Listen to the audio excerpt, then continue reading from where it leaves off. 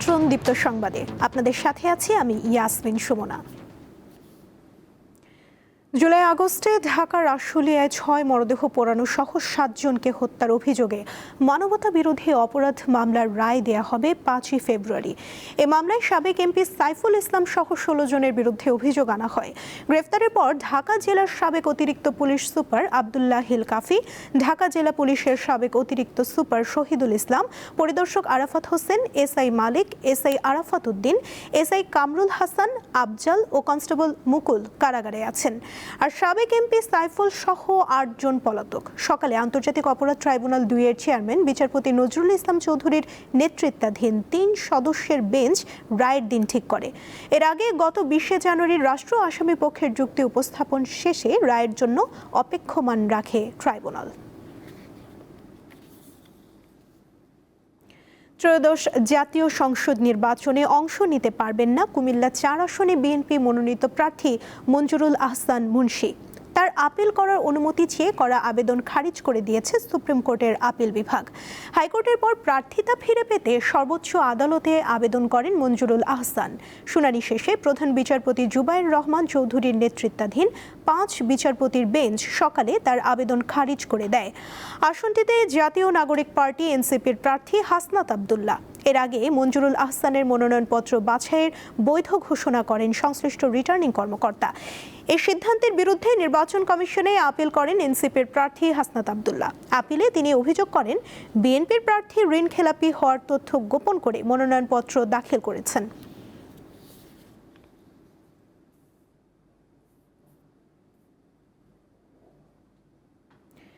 প্রবাসীদের ভোট গ্রহণ প্রক্রিয়ায় কোনো কারচুপির সুযোগ নেই বলে জানিয়েছেন নির্বাচন কমিশনার আবুল ফজল মোহাম্মদ সানাউল্লাহ। সকালে বরিশালের সার্কিট হাউসে ত্রয়োদশ জাতীয় সংসদ নির্বাচন ও গণভোট উপলক্ষে আইন শৃঙ্খলা নিয়ে মত বিনিময় সভায় তিনি একথা বলেন। এছাড়া তিনি আরও জানান, প্রবাসীদের ব্যালটে মোট 119টি প্রতীক থাকবে, ফলে খামখোলা ও সঠিকভাবে ভোট গণনায় তুলনামূলকভাবে বেশি সময় লাগবে। ভোট কেন্দ্রে শুধুমাত্র প্রিজাইডিং অফিসার কলম নিয়ে যেতে পারবেন, অন্য কর্মকর্তা ও সংশ্লিষ্টরা পেন্সিল নিয়ে যাবেন। ভোট চলাকালীন সময় প্রতি আসনে 10 জন করে ম্যাজিস্ট্রেট দায়িত্ব পালন করবেন বলেও জানান তিনি।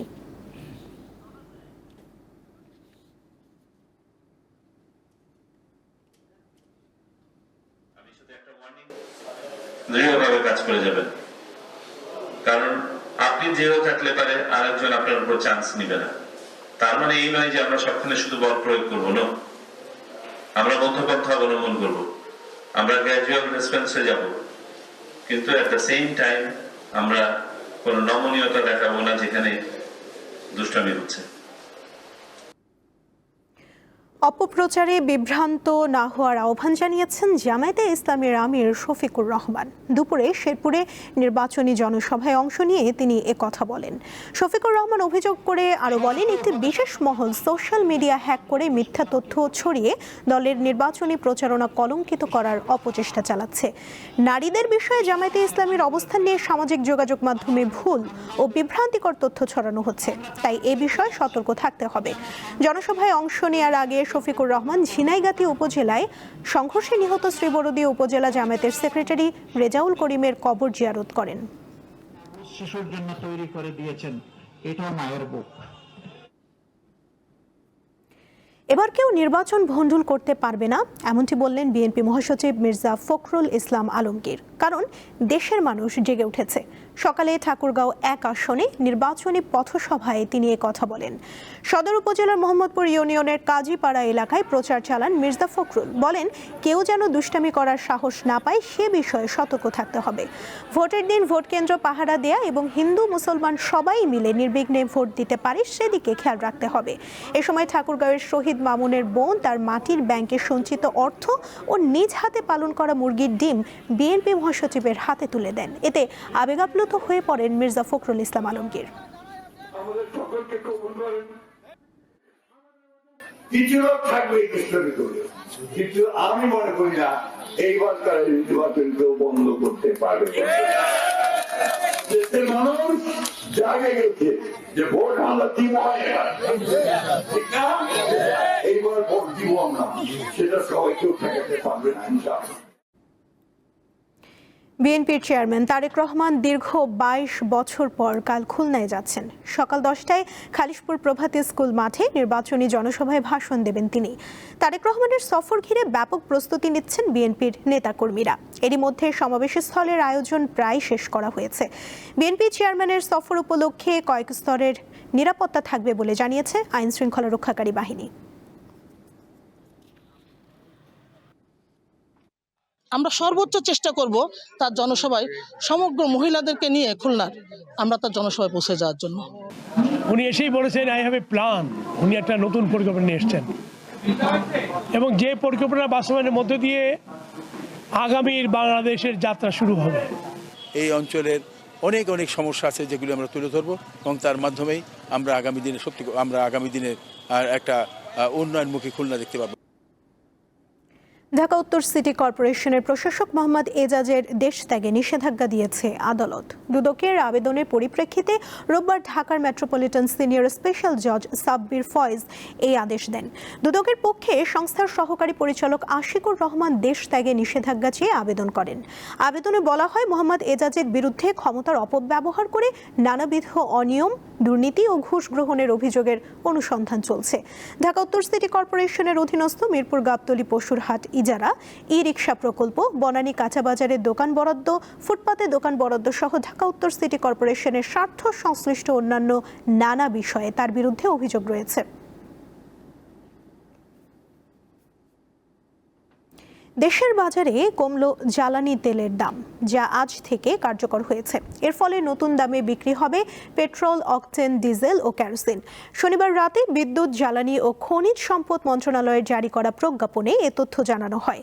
প্রজ্ঞাপন অনুযায়ী প্রতি লিটার ডিজেলের দাম ১০২ টাকা থেকে কমিয়ে ১০০ টাকা করা হয়েছে। কেরোসিনের দাম ১১৪ টাকা থেকে কমিয়ে ১১২ টাকা, পেট্রোলের দাম প্রতি লিটার ১১৮ টাকা থেকে কমিয়ে ১১৬, আর অকটেনের দাম ১২২ টাকা থেকে কমিয়ে ১২০ টাকা করা হয়েছে।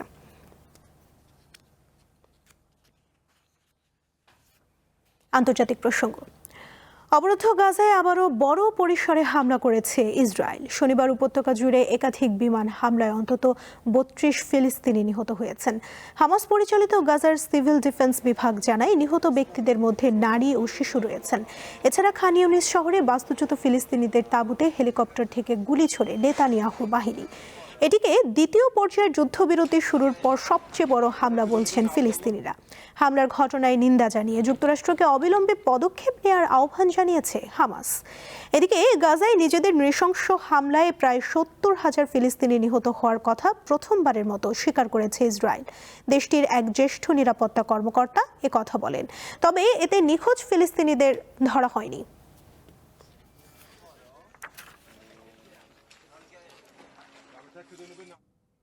খেলার খবর। নারী টি-20 বিশ্বকাপ বাছাইয়ের সুপার 6-এর ম্যাচে নেদারল্যান্ডসকে 7 উইকেটে হারিয়েছে বাংলাদেশ। আগে এই টি-20 বিশ্বকাপের চূড়ান্ত পর্ব নিশ্চিত করে ফেলা বাংলাদেশ নারী দল আজ নেমেছিল বাছাইয়ে নিজেদের শেষ ম্যাচে। প্রথম ব্যাট করে নেদারল্যান্ডস করে 6 উইকেটে 102 রান। বাংলাদেশ 20 বল হাতে রেখে 3 উইকেট হারিয়ে লক্ষ্যে পৌঁছে যায়। অধিনায়ক নিগার সুলতানা 50 রান করে অপরাজিত থাকেন। 2026 আইসিসি নারী টি-20 বিশ্বকাপ বাছাইয়ে বাংলাদেশ 7 ম্যাচ খেলে 7টিতেই জিতল। নেদারল্যান্ডস জিতেছে 5টিতে। আগামী জুনে ইংল্যান্ডে হতে যাওয়া বিশ্বকাপে বাংলাদেশ ও নেদারল্যান্ডসের পাশাপাশি আয়ারল্যান্ড এরই মধ্যে জায়গা নিশ্চিত করেছে। এ ছিল এখনকার মতো। পরবর্তী সংবাদ বিকেল 5টায় দেখার আমন্ত্রণ রইল। এছাড়া আরও তথ্য পেতে যুক্ত থাকুন দীপ্ত ডিজিটাল প্ল্যাটফর্মের সাথে। ধন্যবাদ সবাইকে।